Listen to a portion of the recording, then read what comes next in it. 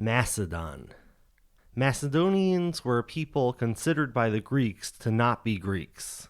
Though the Greeks came to accept the idea that Macedon's kings were Greeks with heroic ancestry, they maintained the belief that these kings ruled over a population of barbarians.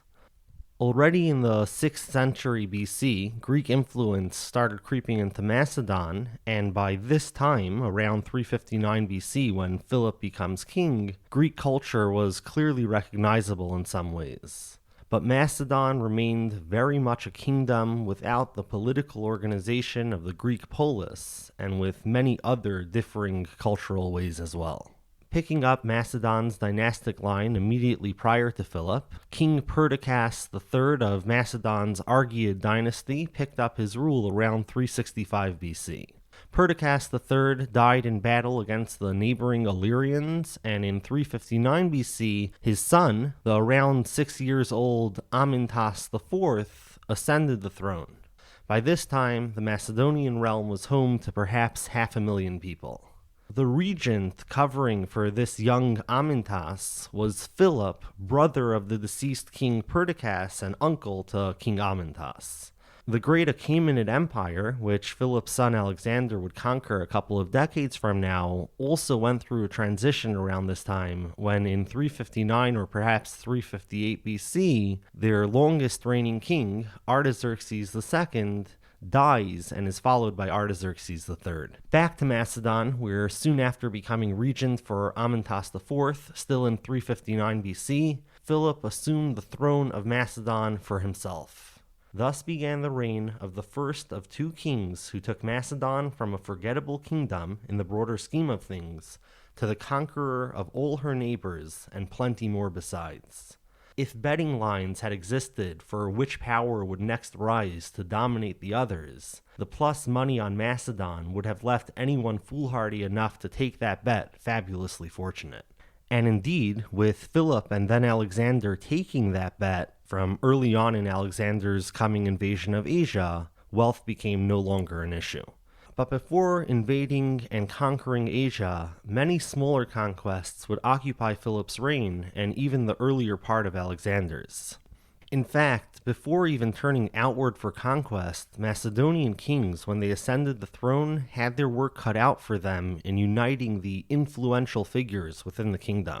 Nobles in the western regions of Lynkestris, Orestis, and Elymaea just wouldn't submit to weak Macedonian kings and only recognized the ruler's claim to kingship if said king made them recognize that rule. And besides, the kingdom's aggressive neighbors, the Illyrians to the northwest, the Paeonians, and the Thracians to the northeast, often provided plenty more to worry about. Starting early on in his reign and continuing beyond, Philip reformed the Macedonian infantry and cavalry. He added the long-piked sarissa and introduced the famed Macedonian phalanx with each individual line of soldiers extending 16 people deep. And he rearmed and reorganized the cavalry into units of 200. A number of other types of troops then filled out the rest of the Macedonian forces. And already in 358 BC, Philip was facing off against the Illyrians. A couple of years later, in 356 BC, Philip's wife, Olympias, birthed the son. Olympias originally hailed from the Epirus region. This son of Philip and Olympias, Alexander, would prove to not be entirely irrelevant as a historical figure. As for Philip's paternity, however, Alexander came to see Zeus as his literal father while Olympias remained as his mother. While perhaps not quite as heroic a figure as Zeus, Philip has the advantage of being real and was indeed highly heroic militarily as well as diplomatically suave.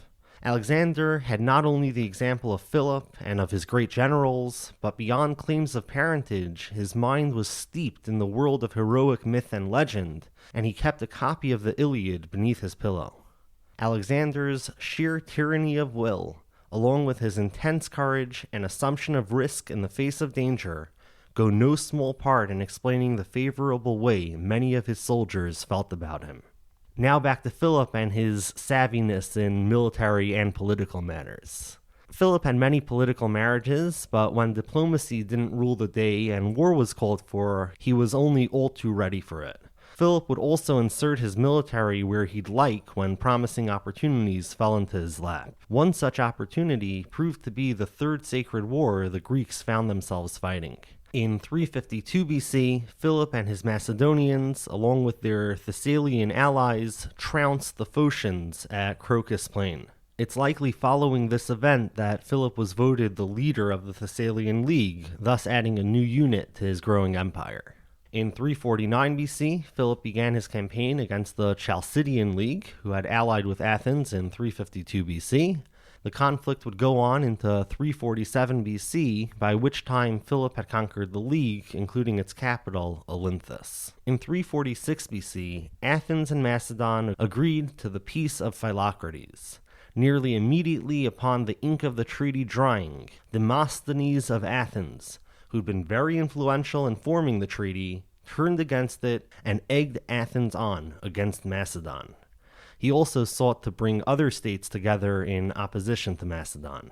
While Demosthenes was itching for conflict, others encouraged keeping the peace. In 343 BC, Philip campaigned in the north, conquering the Thracians by 342 BC. Meanwhile, back at Athens, anti-Macedonian arguments led to Demosthenes persuading Athens to audaciously send an embassy to Philip in 343 BC, in which they proposed an absurd amendment to the treaty's text, which would have obviated their agreement to recognize Philip's conquest of Amphipolis.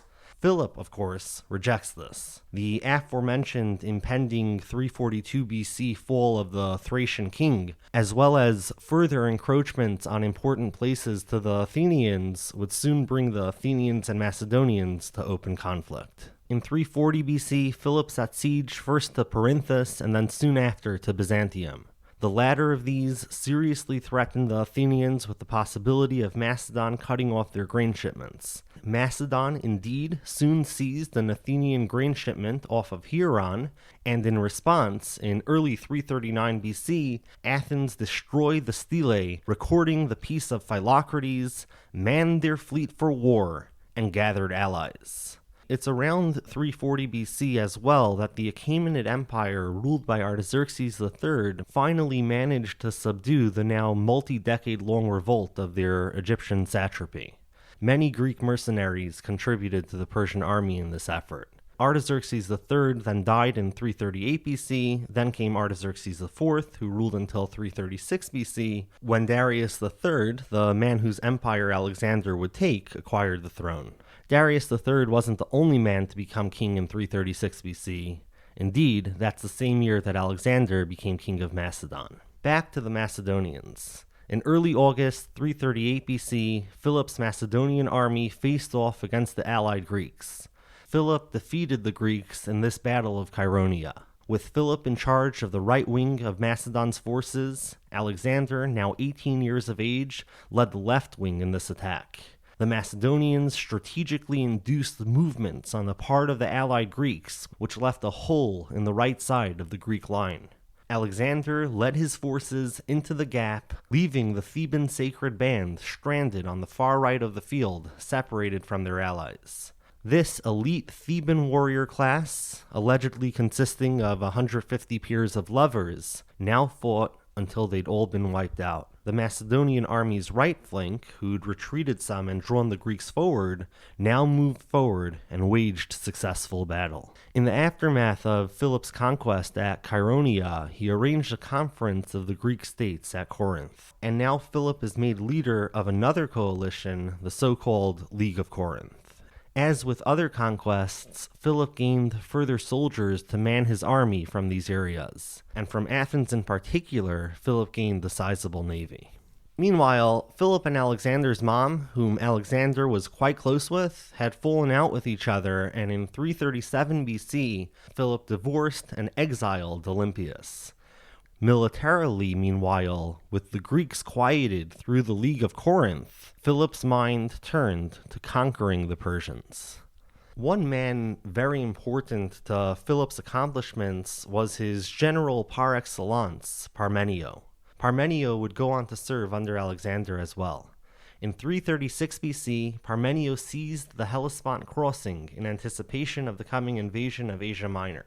But Philip was assassinated by Pausanias in October, and the conquest of the Achaemenid regime would have to wait.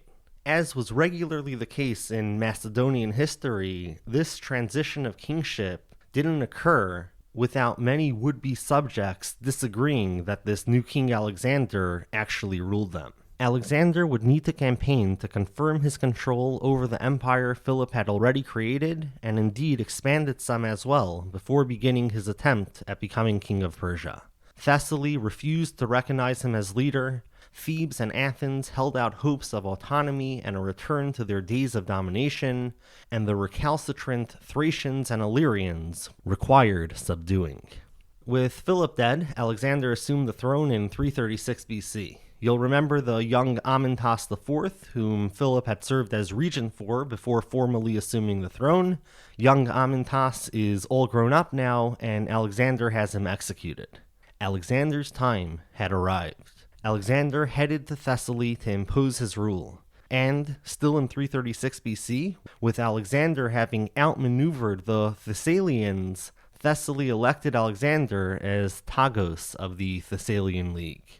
Alexander then marched farther south, reaching Corinth. The Council of the League of Corinth, the Synedrion, was summoned, and in 336 BC they elected Alexander as the League's leader. After having extracted acknowledgement of his rule from the Greeks in late autumn, Alexander made his way back to Macedon.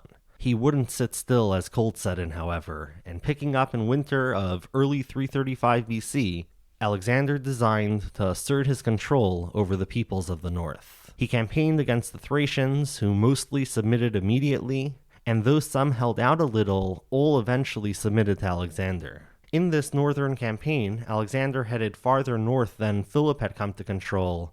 He campaigned against the Triballians and established Macedonian rule up to the Danube River, and even defeated the Getae in battle just over the Danube. Still in 335 BC, he rushed his troops west and craftily defeated the Illyrians in Pelion. But new problems had arisen farther south. Hearing rumors that Alexander had died in battle against the Illyrians, Thebes and Athens rebelled in the summer of 335 BC. Alexander, once finished with the Illyrians at Pelion, rushed south. Thebes was destroyed and 30,000 Thebans were sold into slavery. This cowed Athens into submission. Now Alexander could turn to Persia. He invaded Asia Minor in spring 334 BC, and after moving on from Troy, he fought the Battle of the Granicus in May against the Persian forces the region could muster. For the Persian side, the Persian cavalry were placed in front of their Greek mercenaries. After the Macedonian troops routed the Persians and sent their cavalry fleeing, they then largely culled the enemy Greek hoplite mercenaries, with the survivors doomed to harsh slavery. Alexander marched southward, taking Sardis without a fight. Most places submitted to Alexander, though the Macedonians had to forcibly take Miletus and Halicarnassus when these places raised militaristic objections. Over the winter, the Macedonian army stayed at Gordium, where the story of Alexander mischievously resolving the thorny Gordian knot dilemma goes down. In 333 BC, Alexander headed south. The army is delayed in Cilicia after Alexander gets ill, while Darius III of Persia makes his way over with his army. Alexander next led his forces further in November, leaving behind an army hospital for his injured soldiers at Issus. Darius III ended up behind Alexander and slaughtered the hospital camp Alexander had left. Alexander turns back and the two armies meet near Issus in the Battle of Issus, right by the river Pinaros. Darius fled the scene as it became clear Alexander's forces would soon reach him, and Macedon won the day. In an incredible embarrassment and political loss to Darius, Alexander now had in his possession Darius's mother, his wife, and two of his daughters. After the loss at Issus and the taking into captivity of his family, Darius sued for peace. He offered the whole of his empire west of the Euphrates to Alexander. Alexander rejected this offer and advised Darius to refer to him as king of all Asia. As Alexander continued south, the cities that provided the ships and sailors of the Persian navy fell into his hands. But Tyre objected and rejected Alexander's 332 BC request to enter the city and worship their god, Melkart. After Tyre further rejected an offer of alliance, Tyre was besieged and defeated. Another objector to Alexander's takeover was Gaza, which was also set siege to and defeated. In November, Alexander enters Egypt, whose satrap comes out to greet him and immediately surrenders.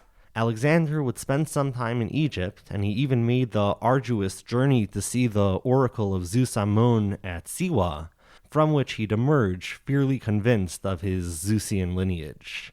In the coming video, we'll pick up the story when in spring 331 BC, Alexander heads out from Egypt to take over the rest of the Achaemenid Empire.